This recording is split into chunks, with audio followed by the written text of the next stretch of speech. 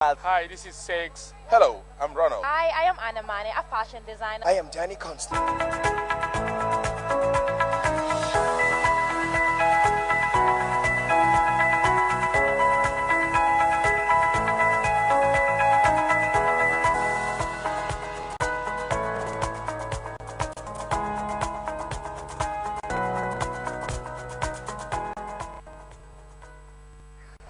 Welcome back to the AM show. Now let's take a look at efforts to preserve turtles in the Gambia. A local conservation group called Smile Gambia for the strategy in the preservation of sea turtles. A new tagging system has been launched to help preserve sea turtles, which play an essential role in the effective functioning of the ecosystem. Now, turtles are generally regarded as keystone species whose existence, according to environmentalists, is necessary to ensure a healthy balance or cease to exist altogether. Now let's bring our special guest on the program, because members of Smile Gambia have joined us to tell us more about the new tagging system. Thanks for your time, gentlemen. It's wonderful to have you here on the AM show. Now I'll start off with the representative. I'm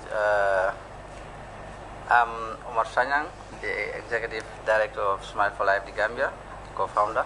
Okay. The new tagging system is a new thing in the Gambia, because all the species that we have in the Gambia, almost 7 species, and then now we already have 4.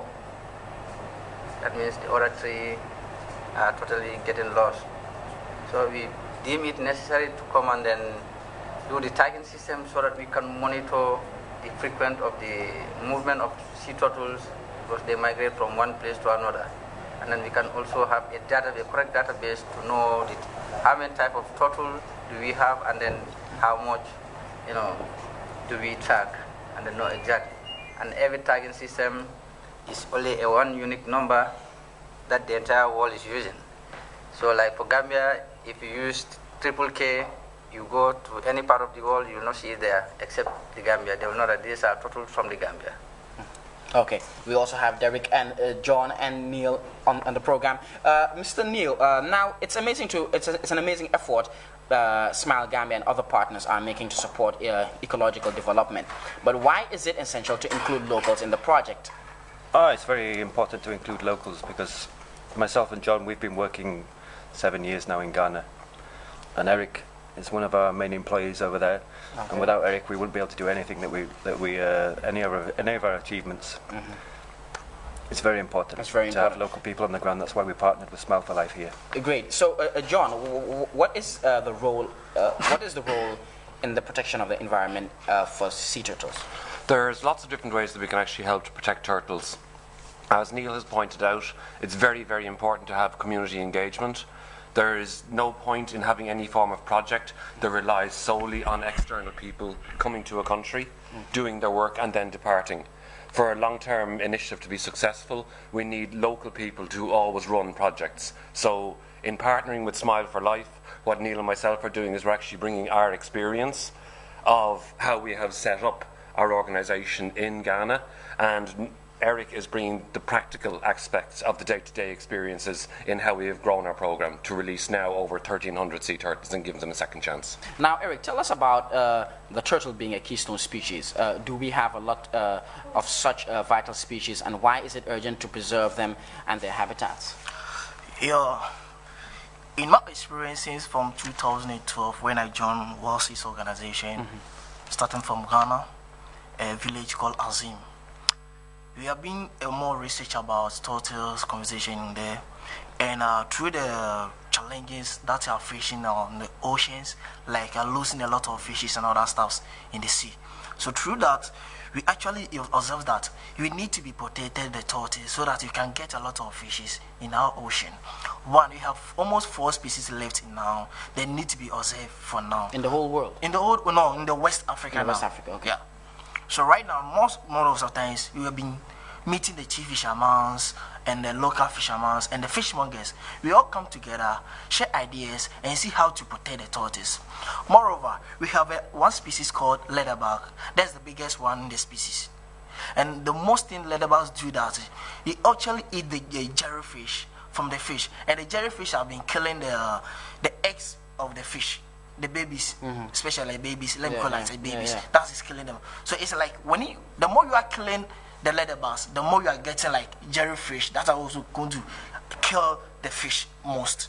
So it's like two things involved. We need to protect them, give them a second chance so that our fish also grow wellly.